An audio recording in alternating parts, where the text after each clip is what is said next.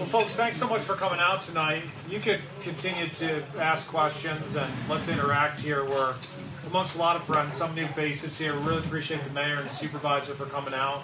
I know you've heard our pitch before. This will be a little bit of new information for some of you. I think the mayor's seen a little bit of this. And we are here with Reclaim New York. Who are we?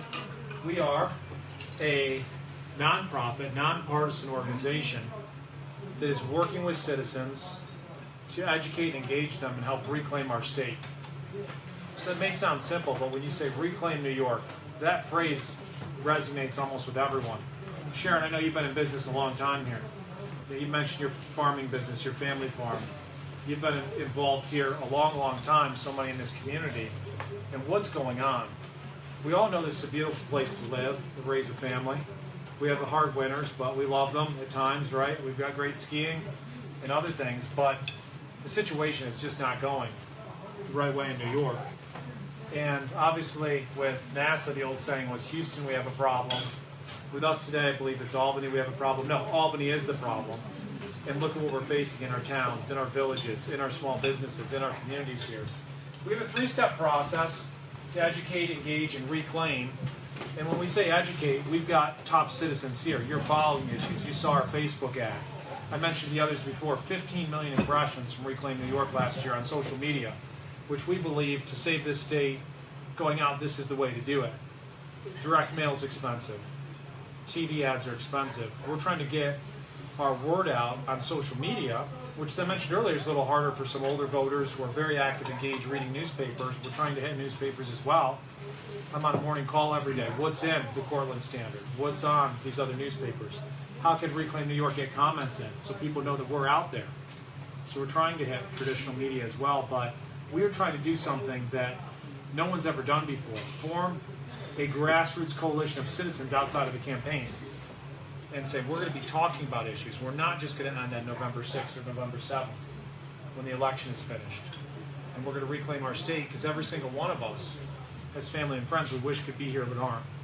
Is the economic situation. That's the reality here in New York. When was the last time you interacted with government? Okay, you were just out of your town or village hall here recently, but Valerie, anything besides going to your town of Hartford meetings, interaction with government? Not really. Yeah. We're interacting all the time, we would say.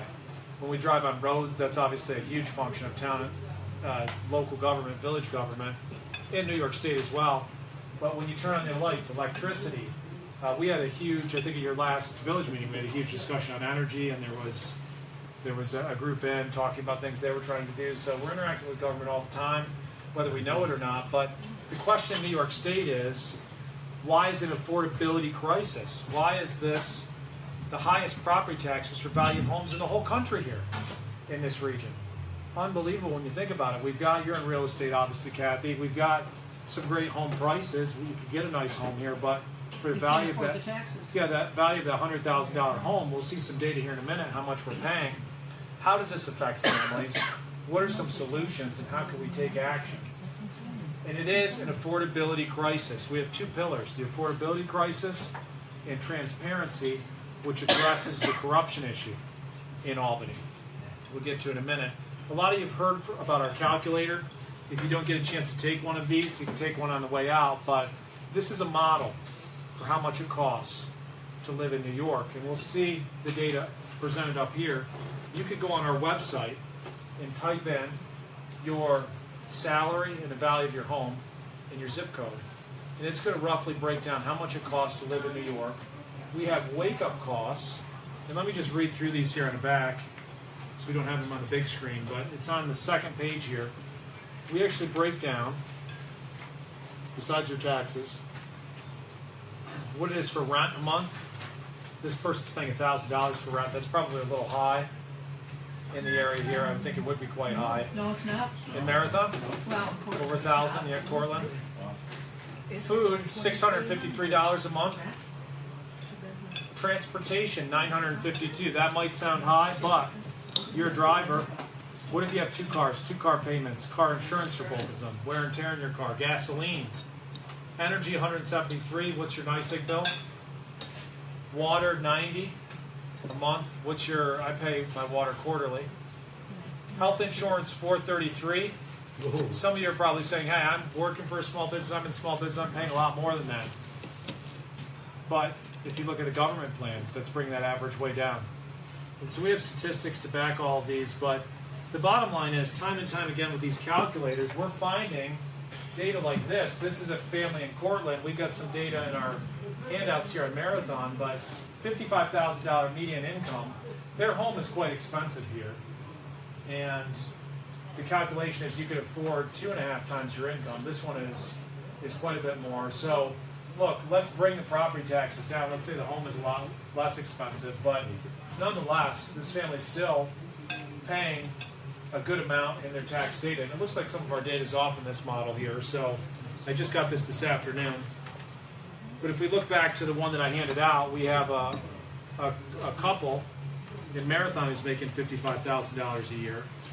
They're paying $6,500 in income taxes, which if you add up the federal, state, and state taxes, that would probably be about right. We don't have all the exemptions in our calculator. We do have exemptions for child tax credit and exemptions for children. Property taxes, again, I'm sorry our model is off here, but they're paying about 10%. Our data is off, but 10% in property taxes.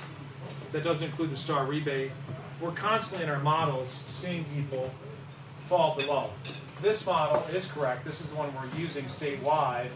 Would you believe that recent college graduate, the average income is $48,000 a year for a recent college graduate? And that's including, look, let's say someone graduates from Cortland, gets a job in New York City. They're probably going to be making more. Let's say someone graduates from an engineering school and gets a job at the Raymond Corporation. They're probably going to be making more than 48. So 48 is the average. Income taxes, property, if they're a renter, the property taxes are still passed on. And we see what's left. This recent college grad only has $4,000 left. Now up here we mentioned you can't afford a home, but if you go to downstate, we've done a model where a recent college graduate in the New York City area, it's so expensive down there, even with a high salary, they might need their mid to late 30s by the time they can afford to buy a home. A similar college graduate in a Dallas area with a similar job and salary, they're going to be buying a home in their late 20s, 10 years earlier. What happens when people fall behind? Credit cards, $7,000 is the average credit card yet, 10.5 years to pay it off with minimum payments. Why does this happen? Are any of these numbers going to surprise you here? Where do you think New York is in property taxes? Where do you think we are in income? 49th worst in personal income taxes. Property 47th. Sales 42nd. Excise taxes, those are taxes on alcohol, cigarettes, gasoline, 39th, but that's not going to be the biggest burden here. And what is the practical effect in Cortland County? The median property taxes with the star rebate, look at this number here, $3,356. Look at neighboring Tompkins, over $4,000. Obviously Cornell's there, obviously there's high cost of living. I've given presentations in Tompkins. 15,000 people to 20,000 people are commuting in the county every day just because it's so expensive to live there. You're right on the border. Your business is in Tompkins County. Yeah. So you know what the taxes are like there. But look at Cortland versus the rest of the region. Shenango is down. And we've talked about this here. And I know our local officials are frustrated with the county. $134 million budget in Cortland County. Shenango County is an $89 million. Tioga County is a $79 million budget. And that makes a difference. Look at how much lower the taxes are here, and I can't tell you what bad shape some other counties are in. Sullivan County, they're saying right now 60 to 70% of their budget, their county budget, is Medicaid. They have New York City, they're bordering on New York City style taxes, almost $4,000 a year. Monticello, Liberty, these towns are hard hit. We've been in Delaware County here, very hard hit towns throughout the county. The biggest industry in Delaware County right now is New York City residents coming up and buying second homes there, which is helping the local economy. But in terms of businesses, what do we see? We do have Cortland here. We do have some business down here in Marathon, but it's very difficult to continue. 49th business climate, does that surprise anyone? Who do you think's 50th? California. New Jersey actually gets 50th. California's got to be down there as well, though. And this is a statewide average, but would you believe we're the second highest cost of living behind Hawaii? which you might say, look, we could live up here pretty well, but we get hit by all of these costs that add up here in New York State, even for our lower value of our homes. Our salaries are lower. Hawaii has to import everything, so their cost is going to be even higher than New York State. Downstate, obviously, things are very, very high in terms of cost of living. Taxes are high, people are leaving, and our last data here, just to update you, look at these statistics here. Does this surprise you at all? That we were 49th in income, 47th in property, 42nd in sales taxes. And look at your taxes here in Portland County. This is with the star rebate. You're over $3,356 a year on average. Look at Chenango County next door, $1,000 less. Look at Tioga County down the way, less. Broome County is even less here. So we see problems, and we were talking about these earlier. I know we've talked to you as well about the Portland County budget, $133 million a year, $134 million. So we do have allies who Reclaim has partnered with fighting to try to get spending under control in Portland County. We have a 49th business climate here, and this is where we left off. Are we receiving a return on the money we pay for government? And we have village leaders, town leaders here. Hopefully we can say that in our small towns. And we know Albany wants to blame our small towns and say, you've got to share services, you're the problem. Wait a second, our towns are sharing the services already here. And you look at the mandates that are hitting our towns, and we've had this discussion before, but when you're paying employees, you've got to buy into the state plan for health and for pensions and all these other factors here that are driving up costs for our small towns. And then our school districts are hitting us very hard. Here on your property tax bill, it's probably going to be 2/3 school district costs. For most of you in Cortland County, does that sound about right? Crony capitalism. All this economic development aid. $10 million coming into Cortland. Yeah. They want to spend $35 million on projects. They want a new movie theater. The Lieutenant Governor was in and says her dream for Cortland County is rooftop dining. That sounds great, but shouldn't a private company be doing it, not the government? And you see the spending continue. Dick's is a wonderful company, in my opinion, in terms of an American success story. Fortune 500 company, started as a mom and pop store in the Binghamton area. Now New York State is giving them $30 million in tax deals to come into New York State. They moved their headquarters to Pittsburgh. They built a warehouse down in the Binghamton area. But what about everyone else who's paying the taxes? We see all these pilot programs, and it just continues. Please feel free to get up and get food. Help yourself here for the pasta bar. The cycle continues. We have a $168 billion budget in New York. Florida is about half that. Florida is now passing us in population by almost 1 million people. We're now the fourth largest state. Florida has 3 million more people. Is it getting up that much? This is our data that we have here. And our Medicaid program is 65% larger than Florida. I have a piece that I wrote on Medicaid and property taxes. We're the only state in the country where the state is passing Medicaid onto the counties. So your property tax bill for Portland County, your county taxes, a lot of that's going to Medicaid. And this is something that just adds to the affordability crisis. The Trump administration has put new standards in with Medicaid, saying that we can strengthen work requirements if you're getting Medicaid. I've talked to people in the region who've worked at the Department of Social Services and said they've tried to push requirements like this, and too many able-bodied people are getting around them. We need to strengthen those requirements. Should there be a safety net? Yes, but are people coming to this region, shopping around benefits, looking for cheaper housing, good benefits here in New York State, coming from other states? That's what we're seeing here. And it's adding to the affordability crisis. What about government employees averaging $73,000 a year plus $22,000 in benefits? Now this includes Long Island and New York City in this data here. And we have police officers making probably $125,000 a year downstate. Private sector workers, much less. Is this sustainable? When they are paying the taxes, I know they're paying taxes too, but it's going back to pay for government programs. Is this sustainable? What about spending on schools? We just had a capital project here in Marathon. I know there's a lot of great programs running through the school. Maple Fest is coming up, right? the 1890 Fest, many others that those in this room are involved with. But $21,000 a student. Couldn't we do private school tuition a few years ago with that? I know the private schools tuition is going up more and more. The public schools is now free in New York State, but someone has to pay for it. The U.S. average, $11,000. So unbelievable to think $21,000 a year on average. And if you look in our region, the numbers are still really high. I mean, we're looking at $17,000, $16,000 per kid per school. You know, you were an elementary school teacher. Figure these costs here. How much were you making versus what's going to administration, what's going to all these other projects here. I told some of you we're working on the Vestal School District right now. $76 million budget, $35 million capital project, $22 million in reserves. McGraw was just cited by the comptroller's office for having too much money in reserves. Find a chair if you'd like. Okay, and get some food. $22 million in reserves as well for, no, McGraw, I don't know what the reserves is, but they're cited by the comptroller's office as having too much in reserves, and we're studying that as well.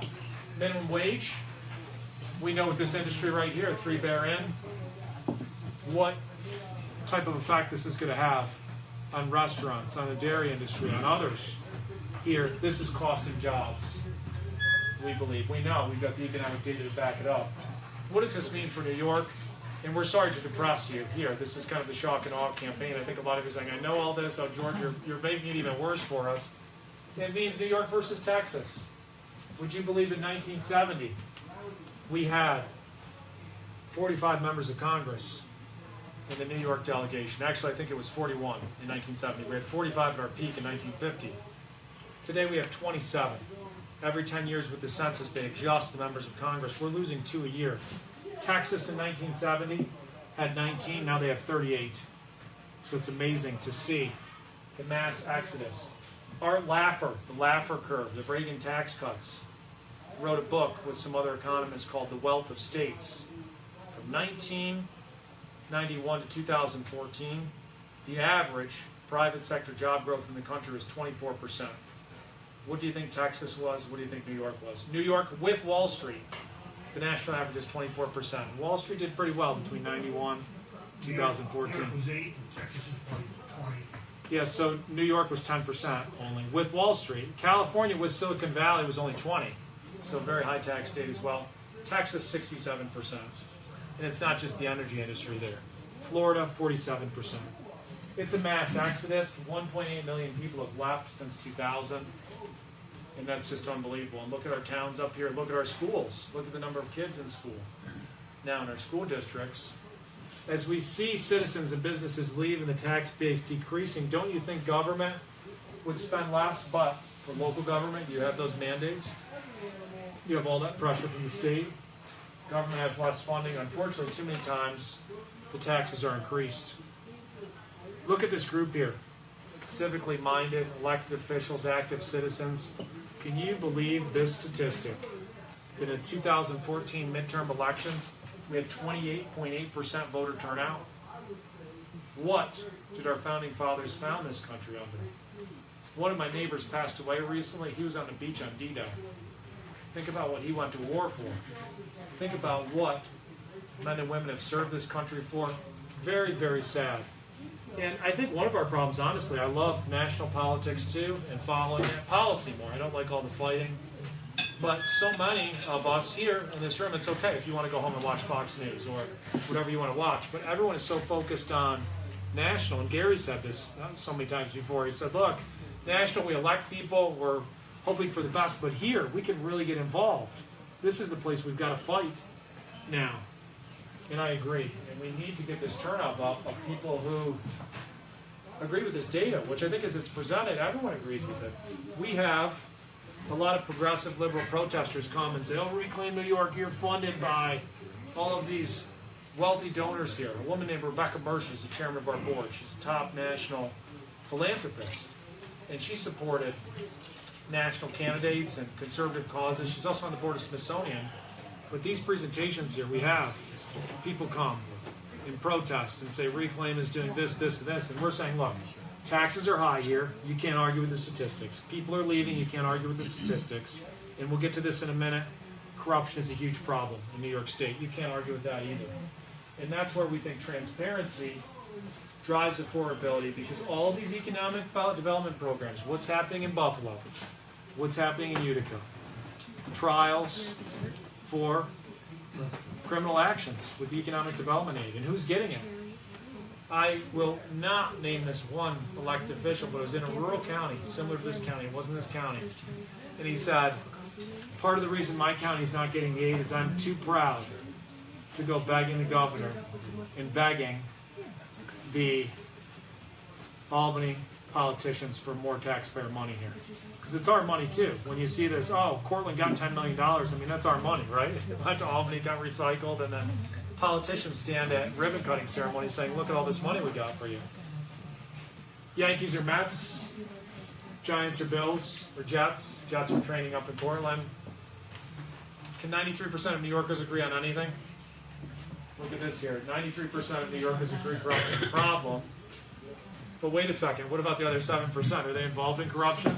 Shouldn't it be 100% agreeing? Because we've had over 3 dozen elected officials leave office in the last 10 years because of ethics violations. We had the Republican Majority Leader, Dean Skelos, convicted. He's on a retrial now. We had the Assembly, Democrat Speaker Sheldon Silver, convicted. He's on a retrial now.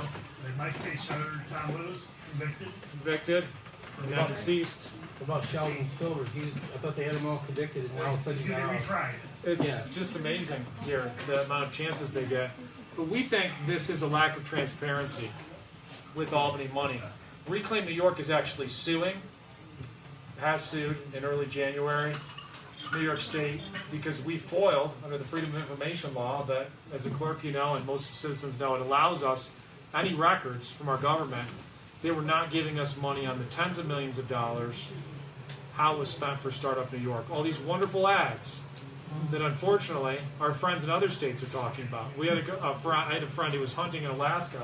He said, I woke up in my hotel room in Alaska with these ads talking about how wonderful it is in New York. And I'm thinking here, if I'm living in Alaska, am I really going to want to move to New York because I've seen one of these ads? And then all of us are here just laughing because, look, we take pride in our businesses and our communities here, but it's not what's portrayed in those ads. And Startup New York has been a tremendous failure. What about our transparency project? We've talked to a lot of the clerks about this here, but we believe in citizen-driven oversight. We believe in people like Valerie going to their town meetings and asking questions here. We believe in the ability for our larger municipalities, I know it's hard for our smaller towns here, but for the county, for our school districts, to be able to see how that money's being spent. So Reclaim New York actually sent FOIL requests to every town, village, school district, and county. I know a lot of our towns and villages just have paper records, but if you have electronic records, which the school districts do, we put those online. So you can go to the Marathon School District on our website and see how every check is written. It was for 2014 that we did it a couple of years ago. You could send FOIL requests to your government. We don't want to barrage clerks with FOIL requests here, but you can actually send a FOIL request and get information about spending, about a contract, about the checkbook from another year, and you can evaluate your government's transparency online. And I got to say, Cortland County's been very good with that. They've said, look, we want to be transparent. We want to have information out here, minutes, meetings, records. I know for smaller towns it's hard. I mean, some smaller towns say, look, do we need to invest in a website? How much? There's costs to have these fancy websites. I get frustrated with the U.S. federal government because the websites are so nice. They cost so much money. They just keep billing us for it. So I understand if smaller governments want to keep costs low, but for the county, for school districts, we want to see the money that's being spent here. So we have this online, and it's been interesting. I think people are asking questions, and we're encouraging them to examine their budgets. Long Island, where our group started, we have a town of Oyster Bay that has 350,000 people. Can you imagine that in one township? The town of Oyster Bay had a Republican mayor. Our group's nonpartisan, but we asked for their checkbook. We wanted to see their spending. The town did not comply. You've got to comply, as you know, as a clerk within 5 days. You've got to say, look, we received the request. I need more time because I'm busy with other things. But 5 days, you've got to get a response. Usually you should be able to respond in 30 days. And we sued. We won the lawsuit, not surprisingly. And now we're trying to improve transparency online with that town. The supervisor, by the way, left in a separate corruption scandal. The counties in Long Island are spending over $1 billion a year. Suffolk County, Nassau County. Did you get Cortland County's? Cortland County checkbook, yes. Is it online? It should be online, yeah. So you could check, go under transparency, go view a checkbook, and you should be able to see it. And some say, oh, Reclaim New York is barraging these governments here. Look, if a clerk called us and said, I don't have electronic records, we're not, you have to pay, if you have paper records, we've got to pay per page for them, and sometimes there are redactions about private information, so it could be a little more complicated, but for most municipalities that have the electronic records, they could download those quickly and get them to you in Excel, and you can see it. Because it's the school checkbook, it's the county checkbook, but it's your checkbook too, because you're paying the money for this $134 million in Cortland County. What are some of our solutions here? We want all governments ideally to put checkbooks online, and again, it's hard for our smaller governments here. We could talk to you about software that would help make this possible, but there's always investments. We've heard as cheap as less than $100 a month, but it's there. Citizens can see it. And again, most of our small towns are run well, but it's amazing to see some of these budgets. We're focused a lot on school district budgets. They're saying, oh, it's all the state mandates, but still a lot of money, and that's the bigger part of your property tax levy. What about corruption? This did pass in terms of the referendums. Judges now in their sentencing can make it so convicted public officials lose their pensions. We still want to keep talking about this issue and make it an issue, and perhaps Albany will pass a law that even strengthens this. I know this is a tough issue for a lot of people who say, look, your group stands for freedom, for free markets. Here, I want the right to be able to elect that person every year or vote them out. We believe the system is so corrupt and so broken in Albany, and there's so many career politicians there, that we do support term limits for Albany politicians, and we should open up the process. I know in your towns and villages it's hard to say, how can we find good people who want to serve? I mean, you have races sometimes, or other times it's hard. It's a sacrifice to come out to these meetings, to go through the budgets, to deal with all these things. But it is very interesting. So we do support term limits, and I think the majority of New Yorkers do. I know others would say, look, the term limit's every 2 years. We got to get the voter turnout up to address this issue. What about simplifying the tax code? That's what we want, certainly here in New York State. We think lower income sales, property, and corporate taxes will lead to more income and lower costs for everyone. Let's stop all the spending. Let's stop all the crony deals here. And also, this will be music to the ears of our town officials, stop Albany from forcing local governments to pay for state programs like Medicaid, all these other programs they're forcing you on to buy into the state programs. Have flexibility to run your own road program, to run your own costs for your employees as it fits our small towns. This is a big Long Island issue here, but it hits everywhere here. We've seen tremendous frivolous lawsuits in the New York City area of the scaffolding law. If the Three Bear Inn had contractors in here, let's say they went to a bar down the street during their lunch, had some drinks, came in here and got injured because of their own negligence, they could still, under this law, the way that it's worded, possibly sue the Three Bear Inn because it happened on their property. And we want to change that. We want to strengthen it so there's not so much liability for homeowners, business, and local governments for some of these accidents. Medicaid reform we've talked about. Look at the amount of money we're spending on Medicaid here in New York State, $60 billion a year on Medicaid. We have some of the most generous benefits in the country. And what are those benefits with versus what you're paying for your private plan, plus your copays, plus your out-of-pockets? It's really hard to look at here. And I can tell you, when I ran for office, I went off my teaching healthcare plan. New York, Excelis, the private company, I said, look, I want to get a private plan. They were trying to force me into Obamacare. They were trying to force my kids into the Medicaid program. And saying, oh, no, don't worry, you don't have to pay for it. And I said, well, someone's got to pay for it here. If I could pay for health insurance, I should do it. I shouldn't just be going on the government plan. Reform pensions. A 401k pension. Most people in the private sector have to pay for their own pension. If their company offers a plan, they're going to at least have to match it. We do have generous pensions here for state employees, and that definitely is hurting our budget. There's been reforms. We're up from Tier 1 to Tier 6, and the Tier 6 are less benefits. But my dad's neighbor retired, was a teacher. It's a noble profession, certainly. I'm a teacher. I'm not in the state system because I'm in private school, but retired at 55, 2/3 salary, full health for life, and is it sustainable is the question here. What about the automatic salary increases after contracts expire? We want to put an end to that as well. So those are some of the solutions that we're talking about, but we are putting things out on Facebook, Twitter, social media every day. If you see a news story, email me certainly about it. The Cortland Standard doesn't always put everything on. We're going through the news stories. We're digging. If there's news stories in your towns, let us know.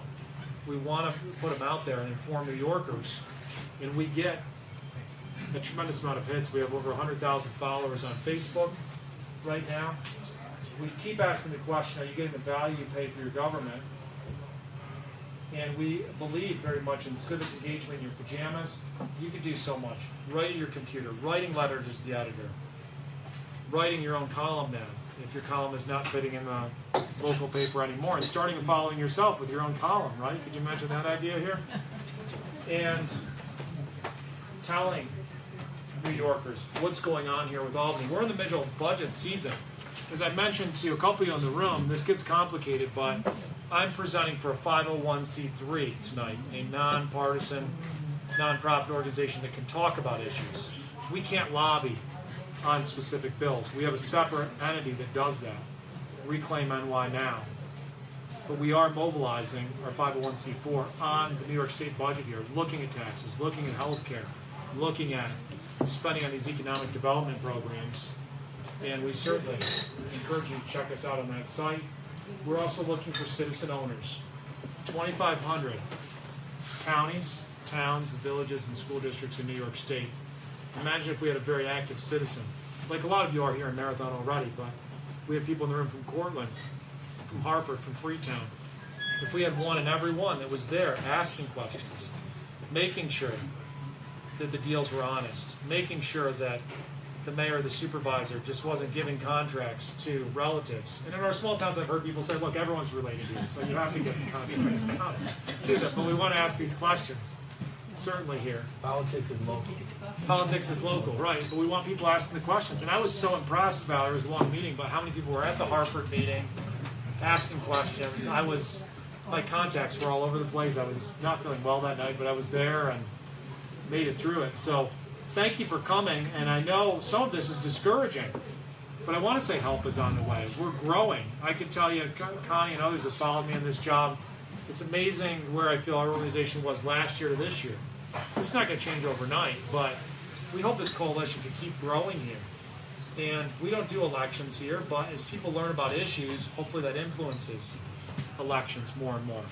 Long Island now is saying, oh, we're so tired of taxes are so high. Let's just put fees on. You buy a house, $500 fee. Refinance a house, $500 fee. We took them to court. We found fees like this to be illegal, and we won. We mobilized. We didn't win, but we mobilized in Elmira. 17% tax increase in Elmira. We tried to give help here to the county officials on the jail, and we're still there on the jail and the county budget. So we're trying to mobilize. We're trying to fight on local issues, but Albany is going to be our biggest fight, and we've got to keep going. I love telling stories from history, and I'll tell you just two stories. In closing, I was a congressional aide. I worked for a congressman who was really interested in human rights, and we had President Carter, former President Carter, going to Cuba to see Castro. Now, I wasn't in Congress when Carter was president. Some people think I was not that old, but he's former President Carter. This was in the early 2000s. We did a political prisoners campaign, saying, let's raise the case of these political prisoners in Cuba. Let's give a list to President Carter. Let's tell him to tell Castro about this list. And I remember saying, is this worth it? Is Castro going to care? Is Carter even going to give him the letter? I remember the congressman saying, I know it's difficult, but we have to try. I know it's difficult, but we have to try. And that's where it is in New York State. And I love history as well. Where's their great portrait of? Right around the corner. You've got to check it out here. George Washington. How did he make history? We tend to focus on him and others in the American Revolution. He showed up at the Continental Congress. He was dressed in his officer uniform, and John Adams said, we've got some militia up in Massachusetts. They need some training. You're from Virginia. This is going to unite the colonies here. If we have a Virginian up there fighting, Washington went on and made history, as did John Adams, as did Hamilton, as did so many others. But who won the revolution? Ultimately, there's a sign out here, I think from the late 1700s, about what the founding in here. Okay, so we were more revolutionary, we're soldiers settling up here, but towns like this, farmers joining the militia, joining the army. Before that, people in the protests, the boycotts against tea and other products. This is what won the revolution. And it was Adams, when they asked him after the Boston Tea Party, what's going to happen? He said the revolution's in their hearts. And we're feeling that here. Look at the national election. Look at what happened in terms of outsiders on the right and left. Really, we don't do national politics, but people are upset. They know something's wrong. It's hit on the federal level hard. People realize that here in New York State. We're here to fight with you, to fight for you, and to take your feedback and advice. And make sure you eat as much as you can here. Do we have some pies coming out too? She's asked for pies. If anybody wants one, I'll have Lucy come back out. We're gonna open up for questions now. I know I've probably spoken too long, but I know you're hosting us here and you're the owner here. Do you have any questions? I know you're running around a lot. I am pretty much disgusted by all that you just saw up there. And Yeah. It's not really a question, it's just, Yeah, what can you do? Sign up for Reclaim New York. Follow what we're putting out every day. We want to tell good news stories. If the governor does something good, we'll put it out. Say he's done something good, but more often than not, it's not great news. A $160 billion budget is just completely unacceptable. And we're spending twice as much as other states. We have to keep pounding these facts in on the property taxes, on people leaving, and then work for solutions. And I think some of the solutions are out there. Funny you said that about the revolt or the revolution. Actually, only a third of the populace was in it. Right. There's not many people here, but a third of the people back then Sure. were against it, for, or neutral. Right. A third made the difference. Yeah, that's something. And we see that certainly. Do you have numbers on people coming into the state? So downstate, New York City has people coming in. Hudson Valley is actually growing, and it's interesting. What we're seeing up here, I think, is the growth is more around the college towns, but they're getting a lot of research and development. It's interesting to go through data in the area. I mean, Cornell is doing quite well, but they've got, Tompkins County is doing well, but they've got Cornell. So we're seeing this now in almost every county. It's the college town that things are hovering around, but there's a lot of government money coming into Well, them. that's it. The state government just pouring money into it. Yeah, I mean, if you come back to our area here, look at each county. If you say, what do you have going for you? Portland County will talk about the college. Delaware County will talk about Delhi. Certainly, Broom's got Binghamton. A couple of our counties don't have anything, but it's something. What else is going on in the private sector? And if you look down the Binghamton area, you don't have IBM anymore, GE. You've got some defense contractors, but Raymond Corporation over in Shenango is one of our biggest purely private sector employees in the area. We have smaller manufacturing, but again, look at this map. Where are the jobs? Everyone wants to talk about the colleges, but after that, where are we? Our farms are hit hard. They're drying up. We do in Shenango have Chobani as well, which has been a success story. But for every Chobani, how many other businesses have failed? And Chobani's running a whole lot of business out of Idaho right now, And too. how much money's been poured into Chobani, government money? Right. A lot. And he also threatens to pull out of New York. Right. If you get more. Yeah. We had our, And then it goes to auction. Then it goes to auction. We'll give you $10 million in tax credits. So, and we had that story with the plastic. Rubbermaid? Rubbermaid. right, They left. right. As soon as they were As soon as the done, pilot's done, they they leave. were left. And look as well at just these overall stories abound here of the problems we have, but it's amazing. Other questions or I mean, it's comments? not necessarily true that with the colleges, the population increases either because of Cortland County. No, it's going down. Cortland, our population is decreasing, and we have the college. Right. So, because No, I people agree. come and they go. Same thing with the hospital, they come and they go. Right. I mean, they're leaving as fast as they're coming at the hospital. But now Cornell has like a $3 or $4 billion endowment fund. Cornell last year took over $1 billion in grants from the federal and state government. Even though they're private, they still took $1 billion in research grants. Cornell had a conference on hemp farming, and this is being promoted all the time down here. Yeah. And a farmer who went to the conference, who was looking for government money to start up a hemp business, said, I need something extra so I can pay my taxes. So he's asking for government money to pay his taxes, and I know a gentleman over here alluded to, we just walked away from all of this money on natural gas and the boom in Pennsylvania, and yet now hemp. And, you know, they're talking about more windmills here. Think about how much it costs to build these windmills, and the gas was right there in the ground, certainly. Well, we don't benefit from the windmills. Right, That electricity goes away. I right. just broke down in Malone the other night, and I parked in a guy's driveway just to get the tire fixed, and he's a highway superintendent. He was building little cubicles for these guys because they're putting windmills. They're fighting that up there. No windmills, no windmills. They're paying him $11,000 a month just to put a windmill on his van. Wow. So he's happy. He's loving it. But and it's another thing that bothers me. I drive the truck all day long, all night long on the thruway. And they got all these signs. They pay millions of dollars for these signs. They were told not to put them up. You know, see through. And one of them benefits Sharon, Taste of New York. I'm sorry, but it was a waste of money. And everywhere you go, and then they got fined. The state of New York got fined because they're too close to the road. I mean, who pays the bill? Who pays the fine? Those signs, I talked about the New York State budget. They have internet sales tax now, which we believe that's going to be declared unconstitutional, because how can New York State tax consumers buying things from New York companies on the internet? The federal government has the right to control interstate commerce, so we think that's going to get declared unconstitutional. And the governor is suing the federal government over the new tax bill. Well, the federal government is setting exemption numbers that they see fit. I don't see where that lawsuit goes anywhere. So it's a lot of smoke and mirrors, a lot of wasted efforts on lawsuits here, and we still have the same problem. So we know we've made you maybe a little more depressed than you already were, but we're happy warriors here. We keep going, and we're going. We're hitting things hard here. If you check out our reclaimnynow.org website on the state budget, we'll be fighting hard on issues here and trying to contact Senator Seward and other elected officials in the region, saying, get in there, fight with 3 men in the room. Don't let 3 men in the room just decide things for us. Stand up, make our voices known.